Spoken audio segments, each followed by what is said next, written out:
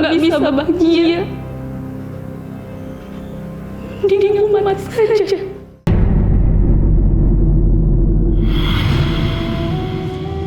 Ya Tuhan kami, janganlah Engkau jadikan hati kami condong kepada kesesatan sesudah Engkau beri petunjuk kepada kami, dan karuniakanlah kepada kami rahmat dari sisi Engkau. Karena sesungguhnya Engkaulah Maha Pemberi Karunia. Quran Surat Ali Imran ayat 8.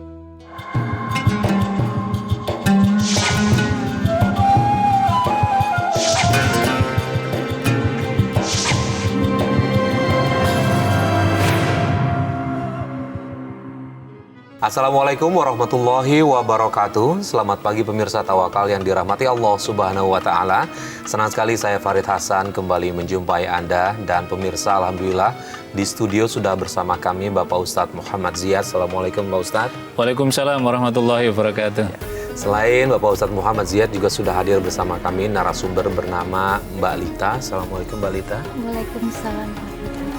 Dan pemirsa, di awal tadi kita sama-sama lihat itu adalah cuplikan dari reka adegan yang pernah menimpa masa lalunya dari Mbak Lita. Dan saat ini Mbak Lita juga sudah hadir bersama kami. Terima kasih sebelumnya sudah hadir di Tawakal. Tapi Mbak Lita boleh diceritakan dari pertama, permasalahan itu berawal dari apa? Permasalahan dari di awal itu mama saya. Itu dari gadis, mama saya sudah mempunyai gangguan jiwa. Seperti apa? Gara-gara apa? Tahu nggak? Pernah dengar ceritanya kenapa? Jadi dengar-dengar dari tetangga, dari keluarga, itu mama kan pulang sekolah, ya kan. Jadi pas pulang sekolah dia tiba-tiba ke kamar mandi. Setelah itu dia menjerit, gitu, teriak-teriak, gitu. Tiba-tiba langsung kayak tegang badannya gitu. Nah, tahu nggak itu kenapa bisa kejadian seperti itu? Jadi waktu itu ada Uwa kan dengar dia bilang kayak ada yang teriak di depan teras rumah itu kan. Sedangkan itu waktu itu mama lagi nyapu.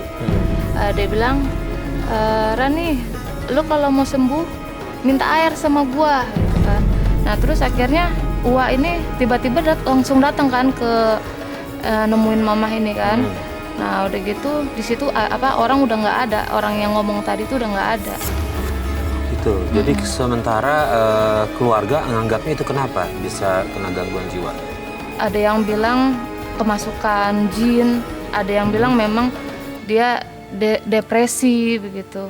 Nenek kan almarhum dulu sering bawa dia ke kayak gitu kan. Nah memang penjelasan dari itu dia bilang mama itu di dalamnya itu ada gundurwo gitu. Oke, Pak Ustadz, bisa hal seperti itu Pak Ustadz terjadi pada manusia? Ya. Terima kasih Mas Farid. Bismillahirrahmanirrahim. Para pemirsa yang dirahmati Allah. Tadi Mbak Lita menceritakan kasus ibunya bahwa mendapati dalam ada gangguan kejiwaan yang itu diakibatkan mungkin ada kekuatan jin yang masuk. Memang kalau kita buka di dalam literatur dan di dalam Al-Quran juga menjelaskan bahwa tidak bisa kita pungkiri bahwa di luar kita ini ada makhluk lain. Yaitu ada alam lain, yaitu yang dihuni oleh masyarakat yang disebut dengan makhluk jin tadi itu. Tetapi memang Allah tidak tampakkan sesuai dengan namanya al-jin, artinya sesuatu yang tersembunyi gitu. Makanya termasuk ada derivasinya, ada istilah janin itu kan makhluk kan sesuatu yang tersembunyi, makanya nggak nampak kecuali di USG. Nah, karena itulah dalam pergaulan manusia memang diminta oleh Allah, oleh Rasulullah SAW, misalkan ketika kita ke tempat-tempat tertentu maka tidak boleh sembarangan. Misalkan kalau kita buang hajat saja itu kan tidak boleh di terowongan, di apa itu kan gunanya apa? Bisa saja itu dihuni oleh makhluk lain yang kemudian kalau kita sembrono menempatkannya maka kemudian mengganggu teman lain. Dan juga Rasulullah SAW mengajarkan doa-doa khusus ketika di tempat-tempat ruang tertentu. Salah satu yang paling teringat misalkan setiap kita melakukan amalan apapun, kita meminta berlindung, a'udzubillah, minta berlindung kepada Allah dari gangguan setan, dari gangguan jin, dan kemudian kita membaca basmalah, itu pendek kata adalah melindungi kita dari aneka macam gangguan. Yang kedua, bagaimana kalau orang itu sudah dihinggapi gangguan? Maka Nabi juga memberikan penjelasan misalkan dengan diruqyah. Ruqyah itu kan bacaan mantra, dalam ini bacaan apa? Ada ayat Al-Quran yang dibimbing, itu gunanya adalah untuk mengusir dari macam gangguan. Saya tidak tahu apakah dulu ketika ibundanya Mbak Lita ini sudah dilakukan misalkan ruqyah atau doa-doa khusus yang kemudian supaya mengusir. Itu kita nggak tahu, dan apakah itu betul faktor dominannya, saya kira kita juga belum mendengarkan detail dari penjelasan Mbak Lita. Ya, lalu kemudian langkah dari keluarga melakukan apa terhadap ini? Iya, itu juga dulu pernah di Rukiah. Memang pas waktu di Rukiah mama itu langsung berontak, ngamuk dia kan, karena dia nggak mau dipakein kerudung itu, hijab mau kena ya kan. Nah sampai akhirnya nenek aku tuh bawa dia ke rumah sakit jiwa. Di situ dia dikasih obat penenang gitu kan. Nah cuma kalau dikasih obat penenang dia tenang gitu, maksudnya nggak ngamuk gitu kan.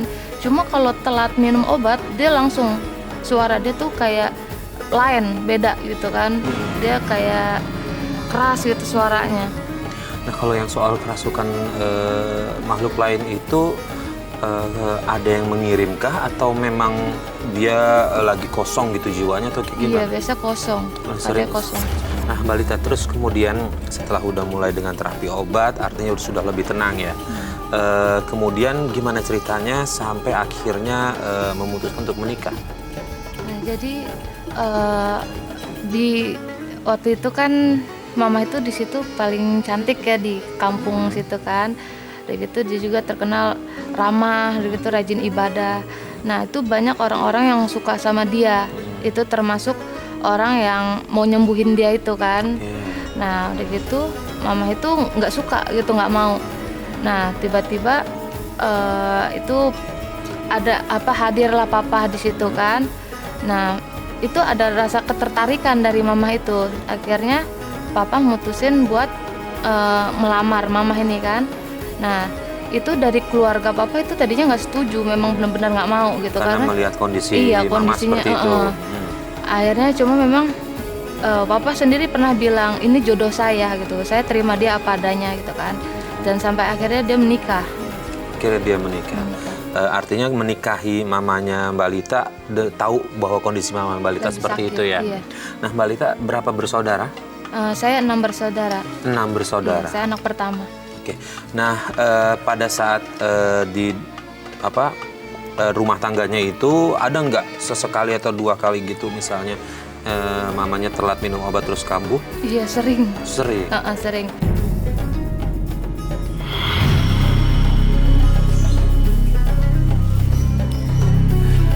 Bu, Ibu makan ya Bu. Ibu kan belum makan, nanti Ibu sakit. Bu, buka mulutnya Bu. Ini tabelin ayam kesukaan Ibu. Ini Bu.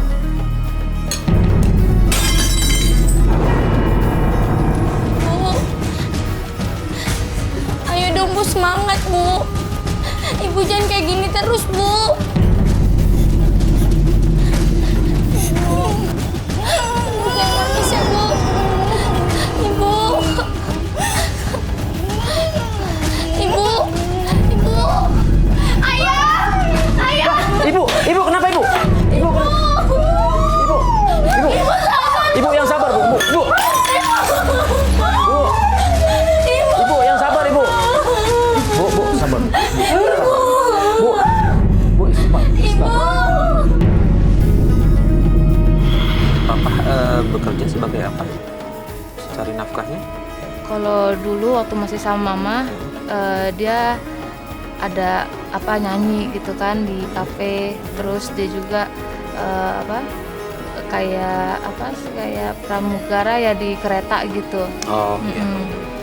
Nah cuma waktu itu berhenti. Kenapa berhentinya? Itu juga saya kurang tahu kalau berhentinya. Oh, nggak tahu berhentinya kenapa ya. Artinya ketika berhenti juga berarti memberikan nafkah. Iya. Makanya dia langsung pulang ke Lampung. Mama ditinggal di Jakarta. Kalau nggak salah saya dengar, mohon maaf saya nanya benar atau tidak ya. Katanya memang papanya suka mabuk-mabukan. Iya, papa suka mabuk. Jadi ya gitu setiap malam kerjaannya mabuk. Terus main judi kan, dia kan bandar togel kan dulu. Ya, jadi kayak gitu. Kadang kalau dia ngamuk, kalau dia lagi mabuk itu suka ngamuk gitu. Ini Pak Ustadz ada perilaku yang jauh dari agama nih Pak Ustadz, yang dilakukan oleh papanya. Dia berkawan dengan minuman keras sehingga berpengaruh ke kehidupan keluarganya Pak Ustadz. Jadi kalau kita kita amati dari cerita Mbak Lita ini kan menghadapi dua persoalan besar. Yang pertama diuji melalui ibunya yang ada gangguan jiwa tadi. Yang kedua di kemudian hari ternyata ada perubahan perilaku yang ditunjukkan oleh ayahandanya. Tentu kita prihatin ketika melihat ada orang tua kemudian menampilkan perbuatan-perbuatan yang tidak baik.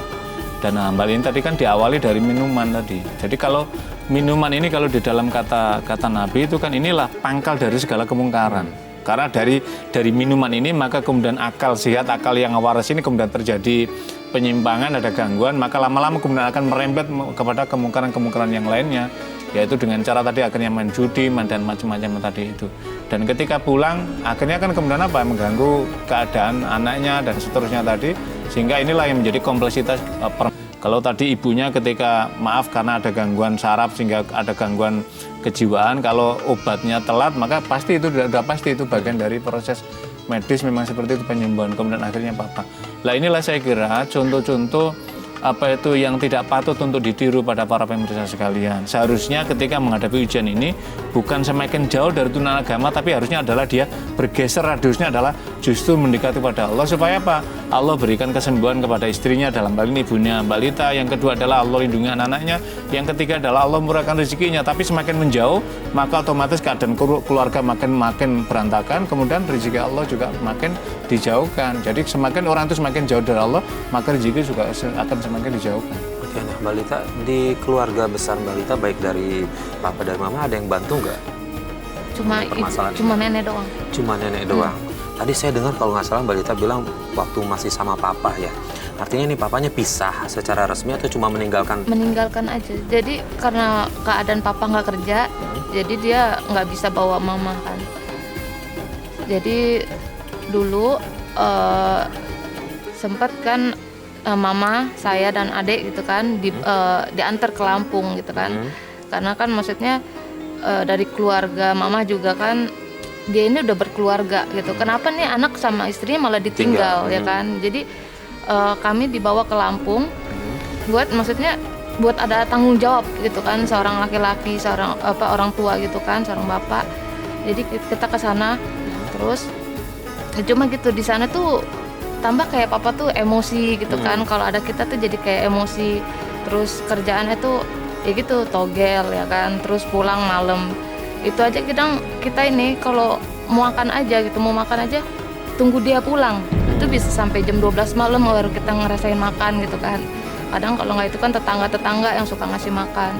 Kalau nggak itu aku waktu kecil dulu jadi setiap hari kan begitu ya. Jadi aku punya inisiatif pergi ke sawah gitu kan, pergi ke sawah bantu-bantu orang di sawah.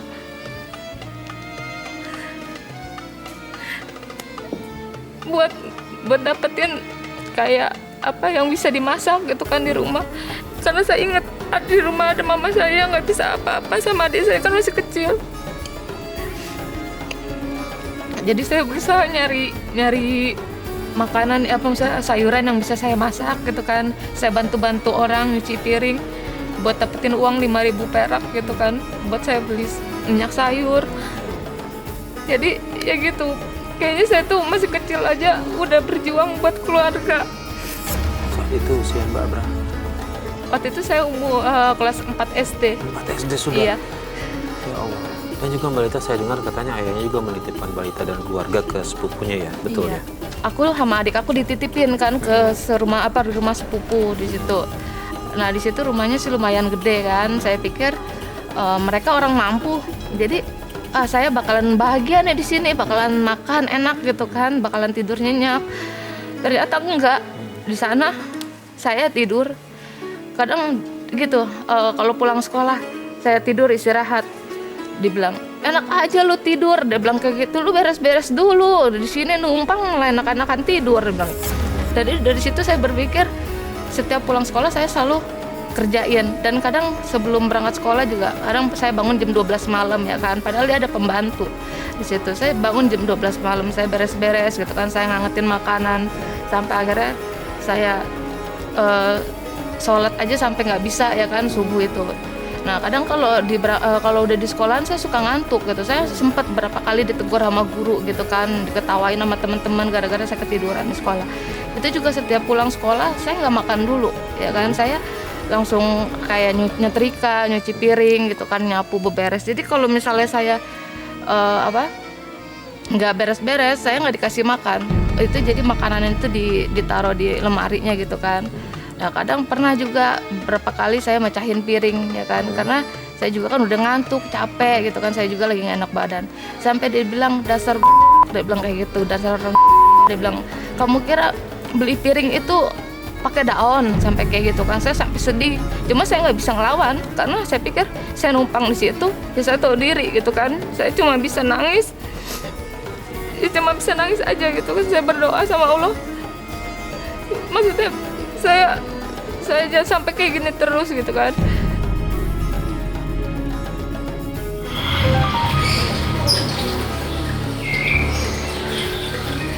Lita, cuci nih piring, habis itu sapu itu rumah.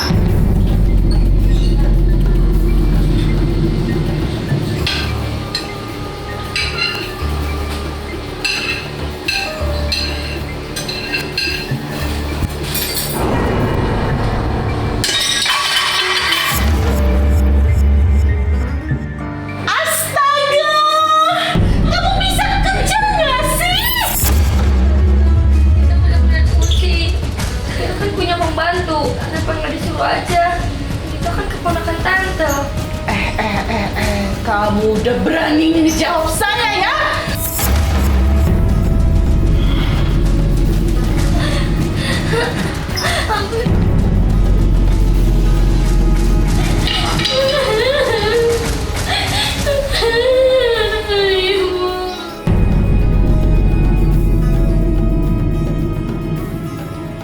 Kalau saya di situ ada saudara lagi kan, jadi ipar papa. Dia bilang itu si Ita gue bawa ya gitu, soalnya pembantu di rumah nggak ada, kata dia gitu, buat beres-beres di rumah. Saya kan nggak bisa apa-apa, saya ikutin mereka.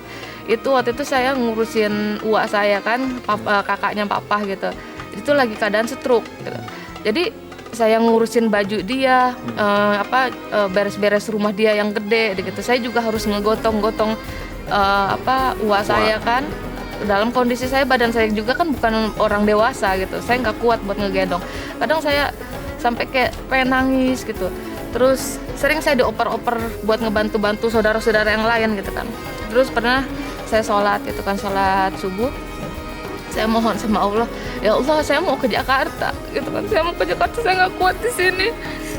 Terus malam-malam saya izin keluar. Saya izin sama sepupu saya bilang, Mina saya mau ke warung, jangan lama-lama lu, kata dia kayak gitu. Iya. Dari situ saya nelpon ke Jakarta. Saya bilang, ibu, saya bilang kan ke nenek kan ibu kan, saya bilang ibu kita pengen ke Jakarta, kita nggak kuat di sini, ibu nggak ada uang buat ngejemput. Ya udah nggak apa-apa. Nah, cuma keesokan harinya ternyata uak saya yang dari Jakarta ngejemput saya sama adik saya.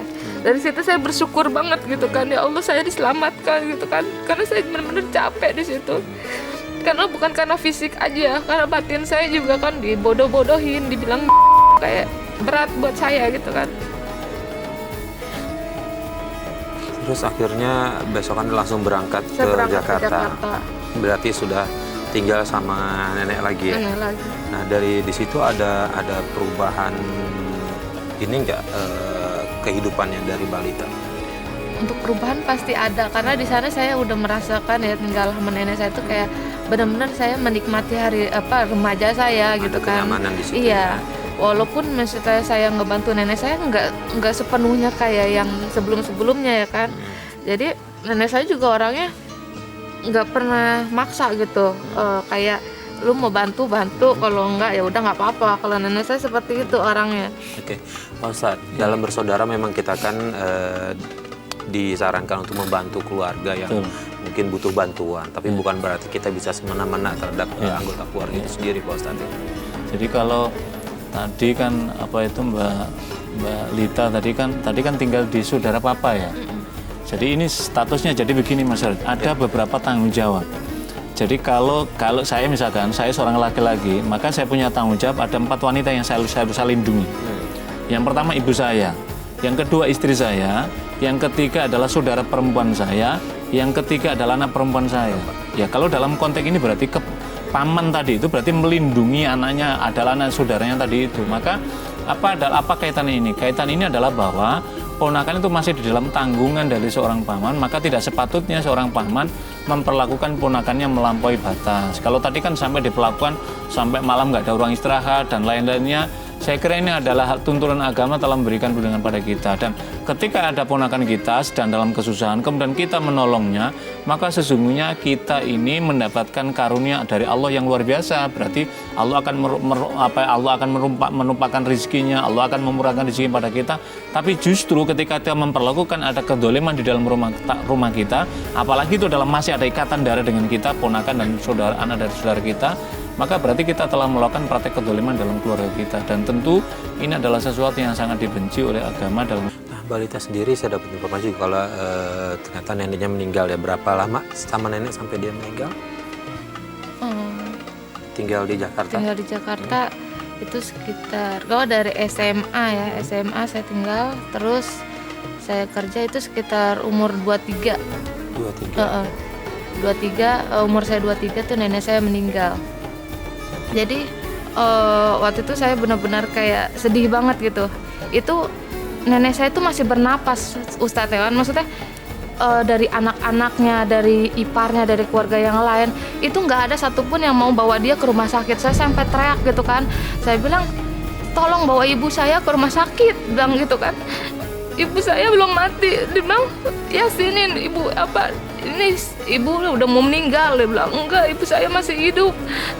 Jangan maksudnya lu mau ngedoain dimanapun bisa, tapi tolong bawa ke rumah sakit gitu kan.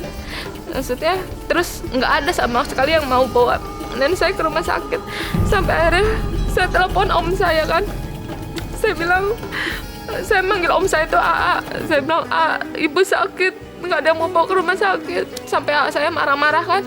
Dia bilang, jangan ngandelin AA lagi menuju ke sana. Kalau AA sampai sana belum sempet gitu kan. Maksudnya lama kan dalam perjalanan, bilang gitu. Terus coba suruh yang lain. Akhirnya saya bilang, itu Aris sendiri yang bilang suruh bawa ke rumah sakit. Oh ya udah, waktu itu iparnya kan yang ngomong. Dia bilang, ya udah kalau anaknya mampu bawa aja ke rumah sakit. Saya sampai kayak sedih gitu kan. Saya kalau punya uang saya bawa langsung ke rumah sakit gitu kan. Saya nggak peduli mereka mau ngomong apa. Dan akhirnya bener, itu nenek saya sampai rumah sakit, itu dokter sampai bilang kan, ini kalau si nenek ini nggak dibawa ke rumah sakit, dia bakalan udah nggak ada. Dia bilang gitu. Saya sampai sedih gitu kan, kok lu orang tega sih gitu kan. Karena saya memang nggak bisa kehilangan nenek saya, karena satu-satunya yang saya percaya itu cuma nenek saya gitu kan. Sampai nenek saya kan pernah sadar gitu kan. Saya bilang, saya duduk gitu samping nenek saya. Saya bilang, ibu, kalau ibu meninggal kita sama siapa? Kita nggak bisa ngurus mama, nggak bisa ngurus adik-adik, itu sendirian. Nenek aku cuma senyum gitu kan, cuma ngeliatin aku gitu. Jadi kayaknya pas ibu meninggal gitu, Ustadz, kayak di dunia ini kayak sendirian gitu, Ustadz. Jadi saya punya mutusin buat bunuh diri gitu kan. Ya Allah, kenapa hidup aku selalu diselimuti masalah dan kesedihan? Kapan aku bahagia? Kenapa aku nggak seperti yang lain? Hidup tenang dan bahagia. Kenapa? Kalau memang aku nggak bisa bahagia, dirinya mati saja.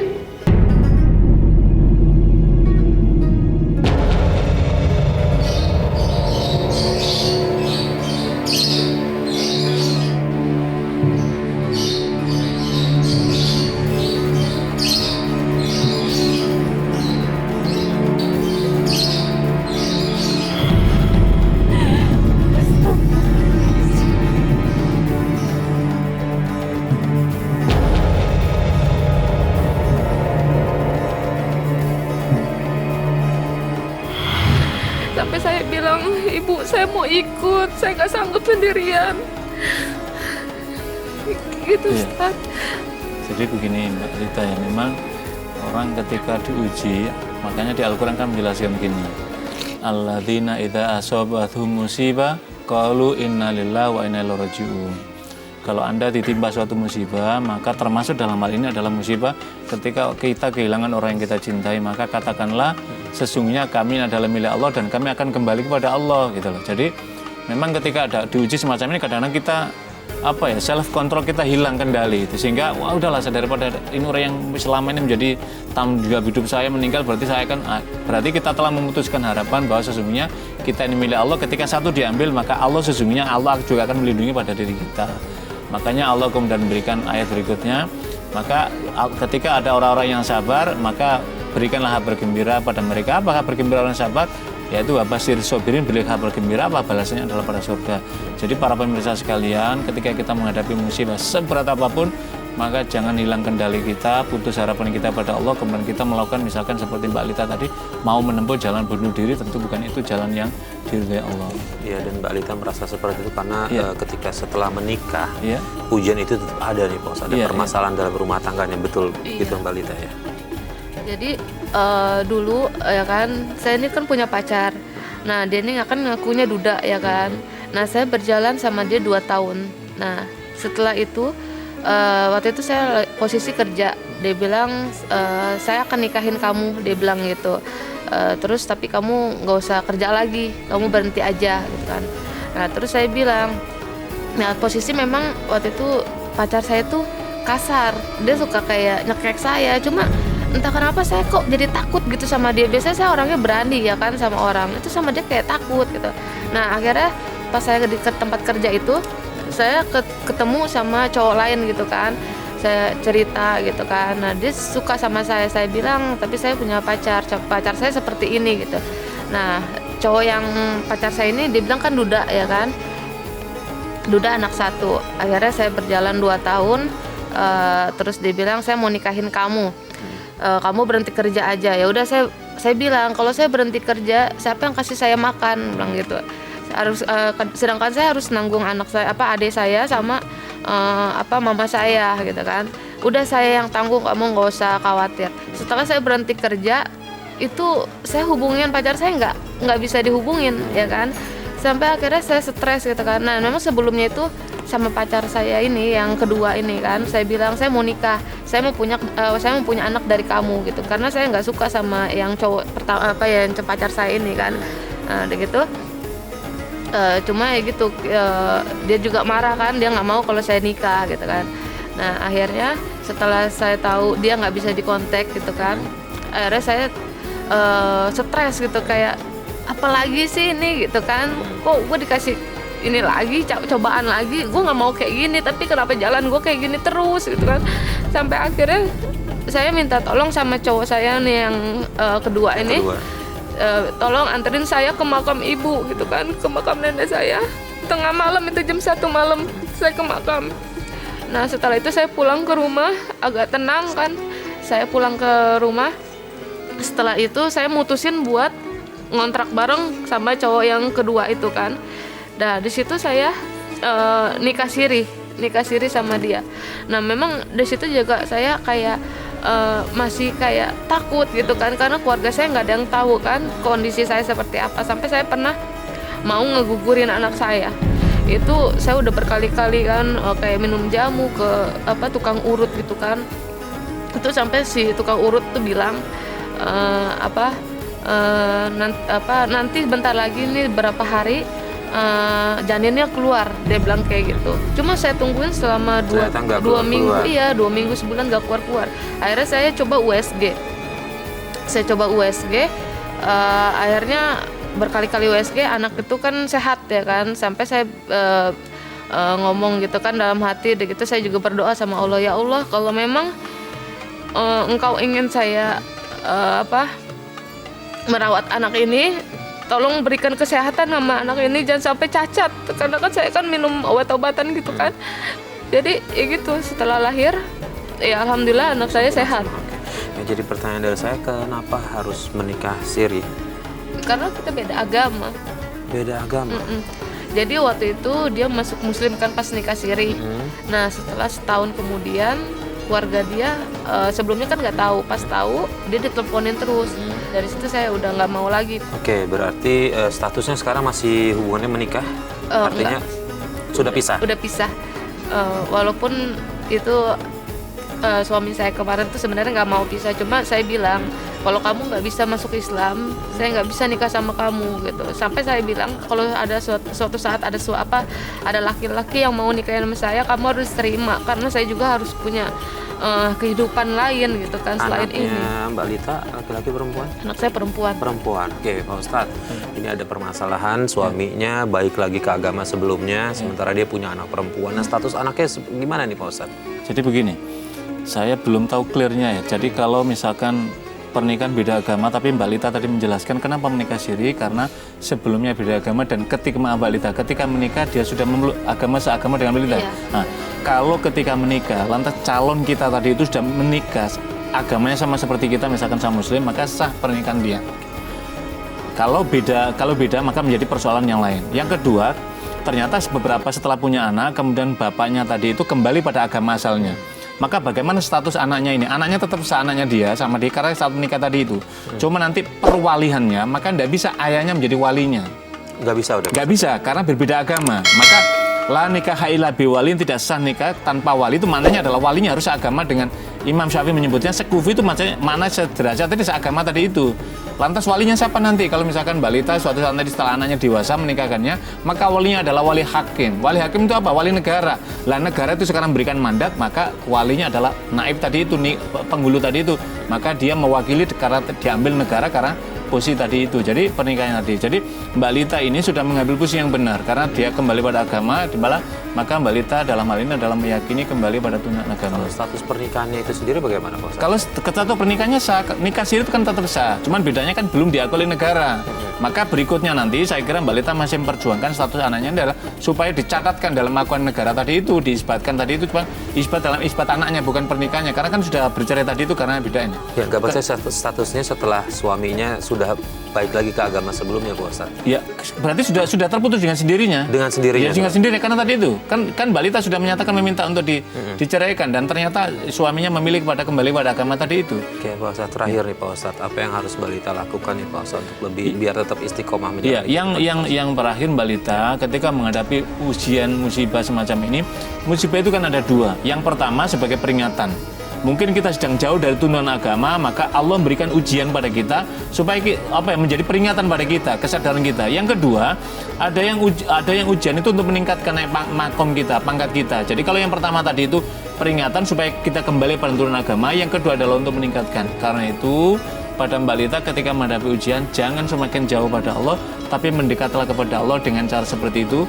Allah akan menaikkan makom kita, Allah akan memurahkan rezeki kita, Allah akan memuliakan kehidupan kita.